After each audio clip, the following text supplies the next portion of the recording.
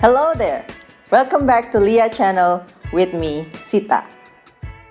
How many times have you found yourself participating in small talk in English? Small talk is a challenge for most people, but especially when English is a foreign language. It's never a good feeling when you want to start a conversation but don't know what to say. What is small talk?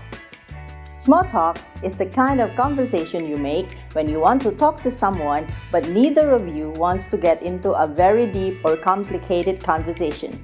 It is small because you talk about unimportant things in a way that fills up silences and makes you both feel more comfortable and friendly with each other. Why making small talk is a big deal? Actually, there's nothing small about small talk. Being able to hold a conversation about something simple like the weather might seem not important, but it's a key skill to have if you're learning a language.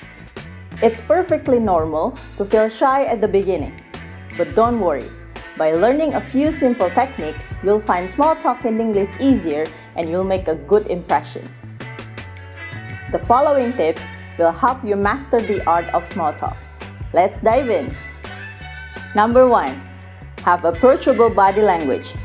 Open stance, eye contact, and smile. Casual eye contact and a warm, friendly smile demonstrate your interest and desire to communicate. Take the initiative and be the first to say hello. Be the first to introduce yourself. This not only demonstrates confidence, but also shows interest in the other person. You can even use your English learning as a conversation starter. For example, if you see someone new at your office, but you guys don't know each other yet, you can say, "Good morning. We always have coffee at the same time, but we've never spoken before. My name is Sitta." Or, if you have a native English speaker as your colleague, you can start small talk by greeting him or her. "Hello. How are you today? My name is Sitta. I'm still learning English, so please let me know if I make any mistakes." Number 2. Begin with safe conversation starters, like the weather, current news, sports, and entertainment. These topics usually work well, especially when you're speaking to a group. Even if one person doesn't really watch sports, someone else in the group might. You may say, "This weather is crazy. It rained cats and dogs yesterday, and today the sun is shining brightly. I hope it's more pleasant, don't you?" Another example. "That soccer game yesterday had me glued to my seat. Wasn't that a great save at the very end?" You might have noticed by now that most of these small talk examples have something in common. They ask questions.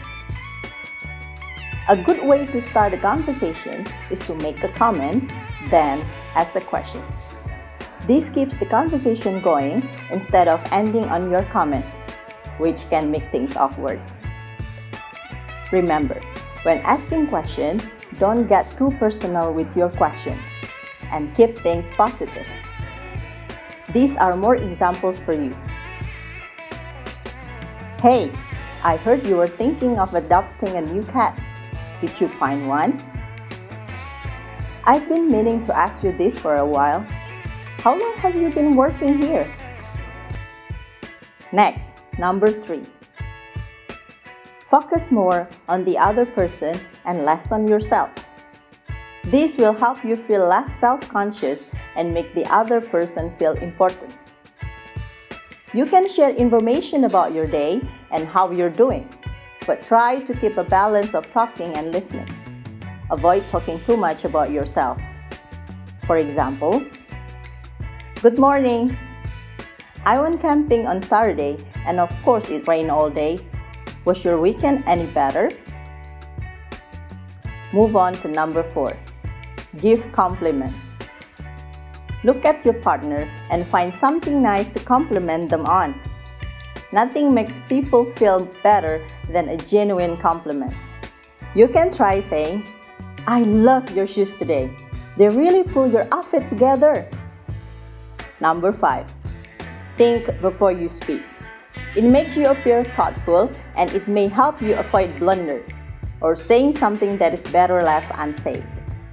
Don't talk about subjects like prices, diet habits, personal stuff, and especially mean gossip or controversial issues with people you don't know very well. Don't forget to close the conversation before walking away from the other person by using a graceful exit line. Don't simply melt from conversations. You may say, "It's been great talking with you. I really enjoyed hearing about." Using transitional words like anyway or so can also be useful here. For example, "Anyway, it's been really nice talking to you." So, I guess I should be leaving now if I want to make it to my client's office. What if you have to go but want to stay in touch with someone? Some choices might be, "I'd love to hear how your project goes. Here's my number." "Is there a way I can connect with you? Are you on social media?" The last one, be well informed and prepared. Be knowledgeable about what is going on in the world. Be prepared with topics or experiences to discuss that you think will be of interest to the persons you will be meeting. Now, the final thoughts. If you're learning English, making small talk might be scary at first. But if you have noticed, none of the expressions I share with you today are complicated or unusual. On the contrary, they're simple sentences, and if you practice them regularly, you'll be able to remember them easily and get more comfortable with small talk in English. Try not to worry too much about saying something wrong because it's only natural to make mistakes while learning. Instead, focus on practicing different scenarios, and with time, you'll get more confident. That's all for now. See you guys on our next video.